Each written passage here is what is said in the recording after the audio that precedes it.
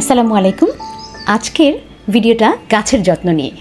আমাকে যারা চেনেন তারা অনেকেই জানেন যে আমার গাছের খুব শখ। আমার 3টা বারান্দায়, ছোট ছোট বারান্দা, কিন্তু 3টা বারান্দায় বাগান আছে।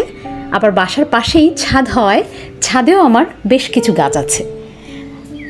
পেশাগত কারণে আমি আসলে খুব বেশি সময় পাই না গাছের যত্ন নেয়ার, কিন্তু যেটা করি প্রায়ই সবজি, ফলের খোসা, ডিমের খোসা, ব্যবহৃত চা পাতা এগুলো দিয়ে একটু মাটি প্রস্তুত করে নিই।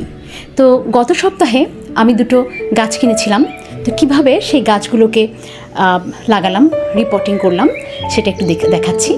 প্রথমেই মাটিটা খুঁড়ে, মাটিটা একটু ঝরঝরা করে আলগা করে দিয়ে তার সাথে মিশিয়ে দিয়েছি পেঁয়াজের খোসা, অন্যান্য সবজির খোসা, ব্যবহৃত চা পাতা এবং কিছুটা কেনা জৈব সার।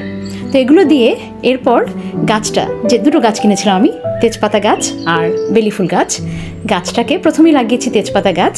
গাছটাকে লাগিয়ে দিলাম, এটা বেশ বড় সাইজের একটা ড্রাম, লাগিয়ে তারপরে জৈব সারটা দিয়ে এরপর একটু পানি দিয়ে দিয়েছি।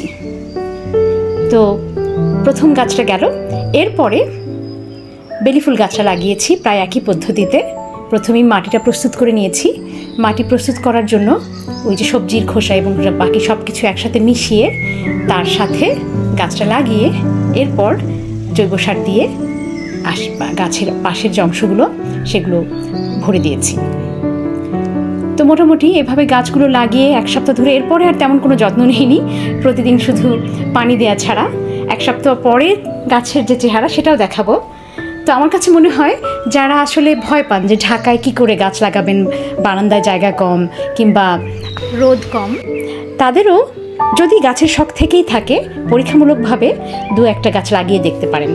মোটামুটি আলো যদি আসে বারান্দায় বা দিনের কোনো একটা সময় যদি আলো আসে, সেটুকুই আসলে যথেষ্ট। বেশ কিছু গাছ আছে যেগুলো কম আলোতেও হয়, প্রচুর রোদ লাগে না। তো আপনি নার্সারিতে গেলে জিজ্ঞাসা করলেই সে বুঝে আপনার বাসার পরিবেশটা কেমন এটা বুঝে গাছ কিনে আনতে পারবেন এবং গাছ লাগিয়ে ফেলতে পারবেন।